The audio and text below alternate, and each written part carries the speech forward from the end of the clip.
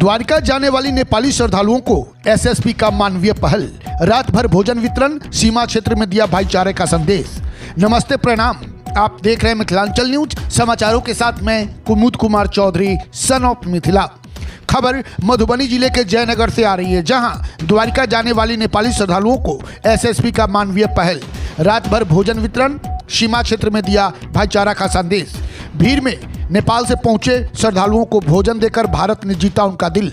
सुरक्षा के साथ दिखी मानवता की झलक। भारत के सीमा प्रहरी ने पड़ोसी श्रद्धालुओं का किया स्वागत, सफर को बनाया यादगार। मधुबनी जिले से लगने वाली भारत नेपाल सीमा पर तैनात सशस्त्र सीमा बल यानी एसएसबी ने एक बार फिर अपनी मानवीय संवेदनाओं का शानदार परिचय दिया है। जयनगर रेलवे स्टेशन पर फंसे नेपाल से आए सैकड़ों यात्रियों को रात्रि भोजन उपलब्ध कराकर एसएसबी ने केवल उनकी भूख मिटाई, बल्कि दोनों देशों के बीच आपसी सौहार्द को नई ऊंचाई भी प्रदान किया है। गृह मंत्रालय के अधीन 48वीं वाहिनी ने यह कदम विशेष रूप से चल रही द्वारिका गुजरात में आयोजित बड़े धार्मिक अनुष्ठान को लेकर जाने वाली रेलगाड़ी की भारी भीड़ के बीच उठाया है, जो एक मिसाल कायम करता है। जयनगर से द्वारिका गुजरात को जाने वाली विशेष रेलगाड़ी 16 जनवरी सायं 6 बजे प्रस्थान करने वाली थी।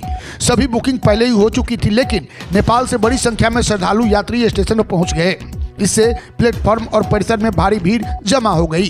कई नेपाली नागरिकों को रात गुजारने के लिए खुले आसमान तले प्लेटफॉर्म पर ही सोना पड़ा और स्थिति भी असुविधाजनक थी, लेकिन एसएसबी के जवान फौरन सक्रिय हो गए। भीड़ प्रबंधन और व्यवस्था बनाने के लिए सभी समन्वय कमांडरों ने यात्रियों को स्थिति की जानकारी दी और आवागमन नियंत्रित किया।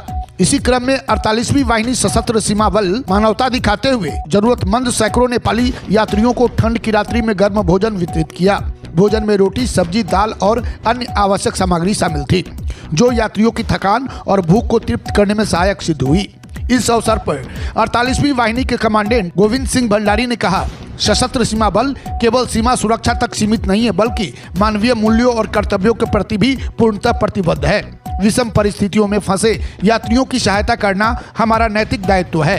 नेपाली नागरिकों को रात्रि भोजन उपलब्ध कराना इसी सेवा भावना का प्रतीक है। भविष्य में भी बल हर आवश्यकता के समय मानवता के साथ खड़ा रहेगा। बताते चलें कि एसएसबी की इस संवेदनशील पहल से यात्रियों को अपार राहत मिली। नेपाली नागरिकों ने खुलकर एसएसबी की तारीफ की और भारतीय जवानों को धन्यवाद भी दिया।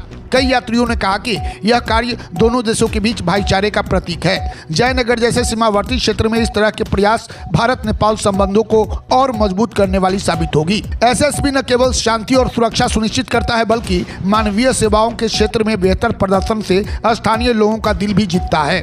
48वीं वाहिनी जयनगर में हमेशा सीमावर्ती क्षेत्रों में शांति सुरक्षा के साथ साथ मानवीय दायित्व भी निभाती रही है। ऐसी पहल से सीमा पर विश्वास तो बढ़ाती है और साथ ही पड़ोसी देश के साथ रिश्तों को सुदृढ़ भी करती है। बता दें कि इस पहल में स्थानीय अनुमंडल प्रशासन ने भी एसएसबी की इस मुहिम की सराहना की है। देश दुनिया के साथ साथ बिहार झारखंड के चप्पे चप्पे की हर छोटी बड़ी खबरों को देखने के लिए देखते रहिए हमारे चैनल मिथिलांचल न्यूज को, जहां खबरों का सिलसिला कभी नहीं थमता। बल भी तैनात की गई थी।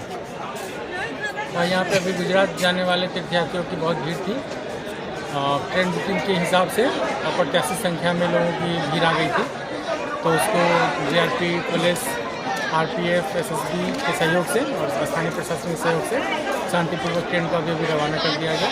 कब से कब तक है सर वहाँ कार्यक्रम? ये लगभग 1 सप्ताह का प्रोग्राम बताया गया है लोगों द्वारा। जी, बाकी लोग जो गए हैं बताएं कि अपने साधन से जाएंगे।